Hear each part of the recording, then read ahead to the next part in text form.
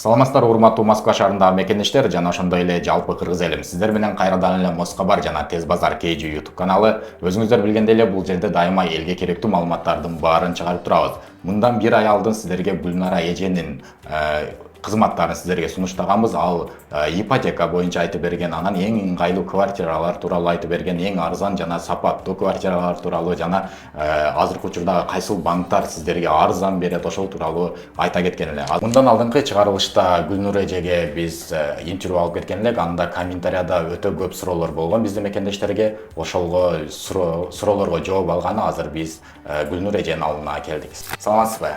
Саламатчылык. Мындан алдын сизден интервью алып кеткен элек, бирок андан кийин да биздин подписчиктер көбөйүп, сизди тааныгандар бар, тааныбагандар бар, жаңы келгендер бар. Ошолорго өзүңүздү бир аз тааныштыра кетсеңиз. Кайсыл жерден болосуз, кайсыл областтан, Москвада канчадан бересиз? Подробныйраак тааныштырып керек экен. Менин атым Гүлнура Ибраимова. Мен Оштон, Өзгөндөн болом. Москвада эл катары иштеп жүрөм. Ошо биздин жерлештерге жардамым тийип, ошого шүгүр, Кудайга шүгүр, жардамым тийгенине 5 жылдан бери. Буга чейин мен Пермде иштегенмин. Өткөндө ушул боюнча да комментарий окуп калдым мен.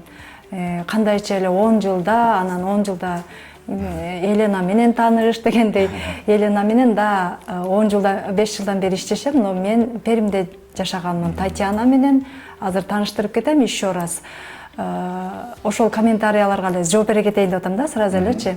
10 жылдан бери кандай тааныш бул, Пермде болсо бул деп. Анан мен Пермде болчумун, өзү негизи бул жумуш менен 10 жылдан бери иштеймин. 5 жыл мурун Пермде иштешчүбүз. Азыр эми Москвада 5 жылдан бери иштейм, ошондо 10 жыл. Анда эмесе сразу эле дагы комментариядагы бардык суроолорго жооп берип кете берели. Суроолорду мен бере берейин сизге. Сизде бизде комментарияда жазыптыр, юридикалык билими бар бекен депчи.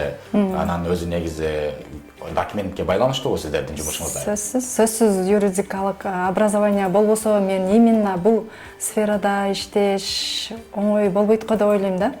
Потому что юридическое образование сөзсүз эле керек. Жумуш бул именно ошо недвижимость боюнча керек да. Если окуган болсом, мен азыр дагы окумакмын, но менде юридическое образование бар, 2 дипломум бар. Экөө тең высшее образование. Юридикалык билимиңиз бар экен, диплом бар экен. Анда эмесе кийинки суроо. Уштап ишениш үчүн азыркы учурда канча адамга сиз үй алып бердиңиз, канча кыргыз элини бактылуу кылып үй алып бердиңиз? Өзүм эсептеп эткем, өткөндө эми 1000 деп айткандан уялып 1000 бекен, может 700-800 жазбайт элекем, примерно 700-800 десем, мен коллегаларым жок 1000дей алып бердик деп атышат да. Анан өткөндөгү интервьюдан кийин да аябай кайрылуулар көп болушту. Өзүбүздүн жердештер көп эле үй алдык да. Эми округлять этип 1000 десең деле болот. Аз эмес. Көп эле сүйүнүп жүргөн мекендештерибиз аябай көп. 1000ге жакын биздин мекендештерди уже бактылуу кылып, үй жайын алып берип, азыр жашашып атат. Кудайга шүгүр, бардыгы өздөрүнүн үйлөрүндө жашап атышат, почти бардык кыргыздар. Анда кийинки суроо.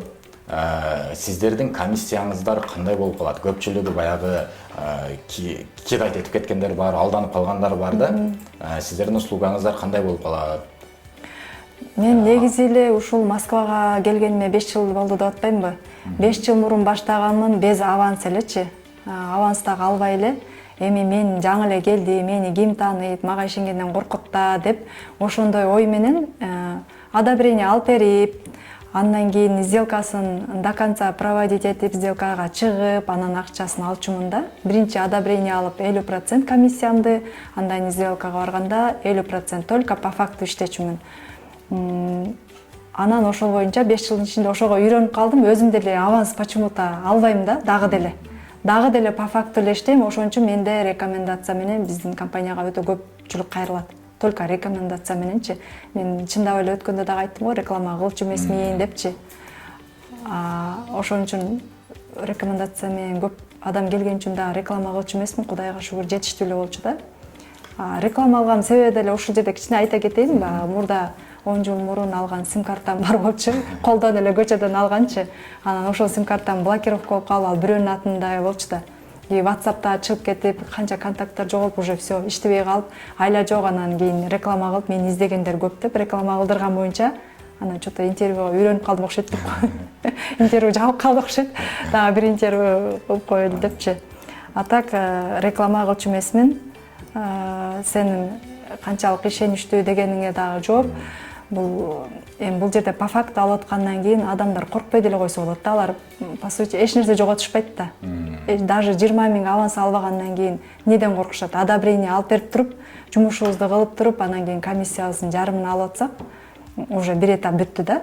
Экинчи этап сделкага чейин проводить этип, сделкага чыгыш, а сделкада уже калган комиссияңды аласың. И ал жерде жумуш калбайт сделкада. Эч корко турган риск жок эч кимде бул жерде. Значит, баарын уже үйлөрүнө киргенден кийин анан ошол комиссияңыздарды аласыздар, Сделка бул ошону кээ бирөө түшүнбөй калат да, күнүчтүү депчи. Көбү айтышат, күнүч нет. Сделкада уже жумуш бүтөт. Наоборот, сделка күнү алар меникиде айтып кетсе болот да.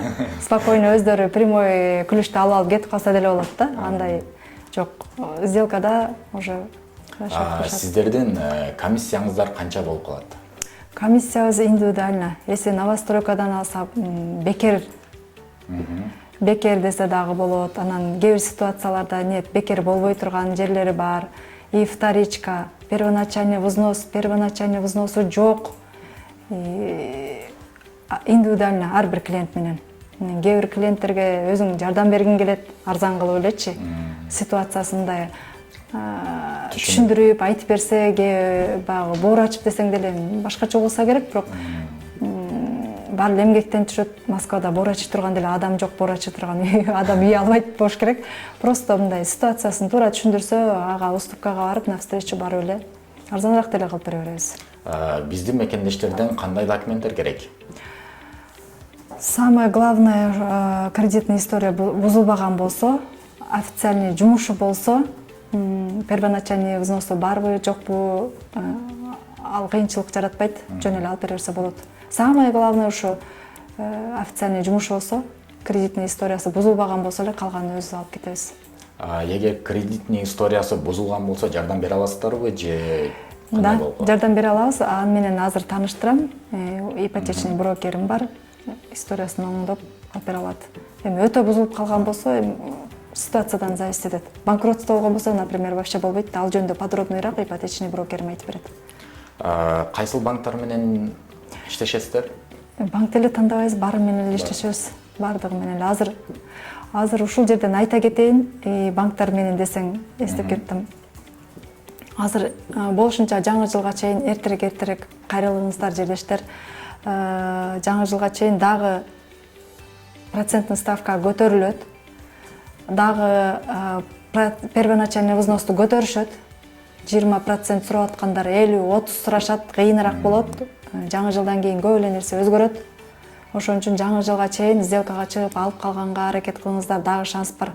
Мурунку интервьюда дагы тезирээк аракет кылгыла, семейный ипотекага лимит түгөнүп атат десем, түгөнгөн күндөрү чалып атышат да. Семейный аракет кылайлы деп аттык элек дешипчи. Ошондой уже бүтүп калганга чейин аракет кылгыла, бардык жакшылыктан эрте болгон жакшы да. Значит, биздин мекендештер эртерээк заявка таштап алып алса арзаныраак алат. Анан первоначальный взностору кымбаттап кетиши мүмкүн деп атасыз, э? Көтөрүлөт, требованиялар күч. Азыркы учурда 1 миллион болсо, кийин 3 миллионго чейин көтөрө бериши мүмкүн, жаңы жылга. Ооба. Анда кийинки суроо бул заявканы тапшыргандан кийин канча күндүн ичинде уже үйгө одобрение ала алат? Даже моментально деле одобрение бере берет. Жөнөтсөк заявканы моментально одобрить этет кээдечи. Кээде эмес, көпчүлүк эле учурда. И 1 күн, 2 күн максимум. Өтө көп болсо 3 күн. Тез эле одобрение, сделкага деле тез эле 1 жуманын ичинде эле чыксак болот. Максимум 10 күнүн ичинде. Клиент ошого даяр болсо эле. Мен всегда даяр дегендей. Всегда готов дегендей. Всегда эле. Анан көпчүлүгү биздин эң популярный вопрос бул, эгер биз Москва шаарынан же ушул Россия Федерациясынан үйдү алган болсок, анан кандайдыр бир жакшылык күндөрдө же жамандык күндөрдө Кыргызстанга кетип кала турган болсок, ошол ипотека алган үйдү сатып кете алабызбы же кандай болуп калат ошол жагыны? Сөзсүз сатып кетсе болот, ал оңой эле, жөн эле сатып, как положено эле сатып кетсе болот. Эми буюмуң деле мисалы жыйнап алышып баарын сатып кетип калышат да, ошондой эле үйдү деле сатып кетсе болот. Анан мат капиталга эле алынбаган болсо, если мат капитал кошулган болсо, ушул жерин дагы айтып коюш керек да. анда улучшение жилье деп башка үй алыш керек, кымбатыраак же чоңураак үй алыш керек. Просто эле сатып туруп чөнтөк акчаны салып кетип калганга болбойт. Аны сатканы сиз өзүңүз дагы жардам бересиз? Сөзсүз өзүм жардам берем. Ошол боюнча дагы айтып коеюн. Ошондон иштеген клиенттерим дагы бар, атайын инвестировать этип, например, 10 миллионго үй алып туруп, 1 жылдан кийин 15 миллионго саткан клиенттерим дагы болду да, аябай подаркаларды берип, эже рахмат, бизди 1 жылда 5 миллион иштедик депчи, 4 миллион 800 иштедик депчи. Ошондой Алардын историясы кандай болгон? Олар үй алган? 2ден үй алгандары дагы бар, 3дөн үй алгандары дагы бар. Алардын историясы жакшы эле, эми историясы начар болсо деле оңдогонго шарттар бар. Гүлнур эже, айта кетсеңиз, азыркы учурда арендага снимать этип жашаган бизде мекендештер бар да. Ошол выгодныйбы же ипотекага алып жашаган выгодныйбы? Естественно, ипотекага алып жашаган выгодный. Биринчиден, аренда азыр аябай көтөрүлүп атат. И дагы көтөрүлөт. Үй алыш кыйын, потому что үй алыш кыйын болуп атат да. Үйдү аракет кылып үй ала алган болсо, регистрациясын коет, балдарын алып келет, балдарын ошол жерге регистрация коюп, школдорго берет, садиктерге берет. Туугандары келсе, туугандарын регистрацияга коет. Азыр тем более балдары менен көпчүлүгү киргизбейт местныйлар. Киргизгенде дагы славянам дейт. Өтө майда чүйдө суроолор аябай көп да, ошон үчүн, конечно, ипотекага алган, өзүнүн атында үй.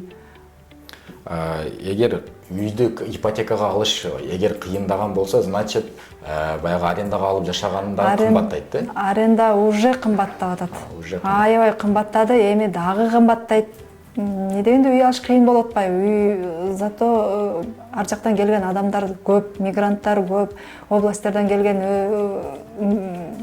местныйлар деле көп. Аренда негизи кымбаттап атат. Ошол ипотеканын акчасында эле аренданы төлөп атышат. Конечно, ипотека выгодна. Анда эмесе Гүлнур эже, эми өзүңүздүн сотрудник партнерлоруңуздар менен тааныштыра кетсеңиз. Жакшы, анда эмесе 5 жылдан бери иштеп жүргөн, аябай жеңил, өзүнүн ишине так ипотечный брокерибиз Елена менен тааныштырайын. Елена, тогда расскажите сейчас, какая ситуация на рынке? С удовольствием расскажу. Этот год был очень насыщенный. У нас в этом году заканчивалась господдержка, и люди просто стремились побыстрее воспользоваться этой программой, чтобы взять под очень низкий процент квартиру в новостройке. Сейчас, к сожалению, программ стало меньше, но тем не менее выбор все равно есть. Это можно купить квартиру как по семейной, той же самой льготной ипотеки, можно даже без первоначального взноса ее купить. Плюс есть другие лояльные программы от самих застройщиков, когда они предлагают субсидированные ставки на несколько лет. То есть выбор в плане как новостроек, так и вторички тоже есть. По вторичке ставки сейчас идут выше, чем по новостройкам, но тем не менее вторичку люди тоже покупают. Ставки такие никого, многих не пугают. То есть рынок все равно движется. Соответственно, цены тоже растут. И перспектива такая, что цены на квартиры еще вырастут. Поэтому, если у людей есть такая мысль купить квартиру, лучше, конечно, с этим не затягивать, потому что после Нового года некоторые льготные программы будут ужесточены. Лучше воспользоваться вот этой возможностью войти до Нового года и купить себе квартиру. Одобрение. Одобрение сейчас стало чуть строже, потому что ставки выросли, банки оценивают всех заемщиков в этом плане более так тщательно. Но вариант пройти и одобриться, конечно же, есть. Если клиент с хорошей кредитной историей, с хорошим скоринговым баллом, мы это обязательно проверяем, мы помогаем клиенту улучшить кредитную историю, чтобы минимизировать риск отказа. И, соответственно, такие клиенты, у которых все хорошо, да, с платежеспособностью и с кредитной историей, они всегда в приоритете у банков, естественно, им всегда одобряют. С клиентами мы всегда обсуждаем все возможные моменты, да, то есть рассмотрим кредитную историю, как у клиента с платежеспособностью, нужно ли помочь в плане увеличить доход, либо привлечь созаемщика, это мы все, абсолютно все обсуждаем. При необходимости помогаем подобрать квартиру по его возможности и пожеланиям и, соответственно, получить одобрение в нужных банках, да, которые будут более лояльны по условиям поставки, ну и по требованиям клиентам. То есть варианты все равно есть. И очень много. Очень много, да. То есть то, что пугает людей сейчас, там и ставки высокие на рынке, и 22-23%, и что цены бешеные и так далее, это все равно не останавливает людей, потому что ставку можно рефинансировать, когда будет снижение ключевой, а квартиру можно будет даже сдавать. То есть в любом случае ипотека – это инструмент для людей, которые умеют считать деньги. Вот. До Нового года есть возможность, если рассматривать квартиру в новостройках, выйти без первоначального взноса или с субсидированной ставкой. После Нового года будет ужесточение в этом плане, поэтому если кто-то собирается купить, я советую не тянуть время, а воспользоваться этой возможностью сейчас. Так что будем рады помочь. 10 жылдан бери иштешкен юристим менен тааныштырайын. Татьяна, представлю вас и можете о своей работе рассказать. Не покупайте квартиру, дом, земельный участок, либо другой объект, пока не проверите юридическую чистоту объекта. Это очень важно. Многие забывают про это. Расскажу кейс, который произошел с моими клиентами. Обратились ко мне люди, которые хотят построить дом на земельном участке. Участок они купили заранее, в кредит, деньги взяли в кредит. Пришли ко мне, потому что не могут построить дом на этом участке. Участок оказался с трубой газовой и не дают построить дом абсолютно ни при каких условиях. Поменять значение участка тоже невозможно. В результате кредит они платят, дом не могут построить, квартиру денег нет построить. Если бы они сразу обратились, я бы им сказала, что этот участок нам не нужно покупать. И сейчас люди сидят без квартиры и обратились, чтобы уйти в банкротство, которое тоже ничего хорошего не даст. Следующую страшную историю расскажу.